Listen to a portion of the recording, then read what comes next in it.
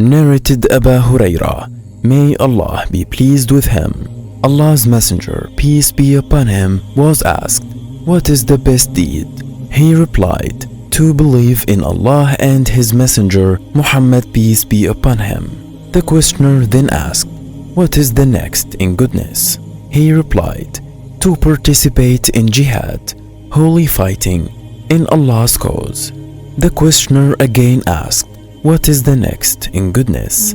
He replied, "Hajjum Mabrur, to perform Hajj, pilgrimage to Mecca, Mabrur, which is accepted by Allah the Mighty and Sublime, and is performed with the intention of seeking Allah's pleasure only and not to show off, and without committing any sins, and in accordance with the Sunnah, legal ways of the Prophet, peace be upon him."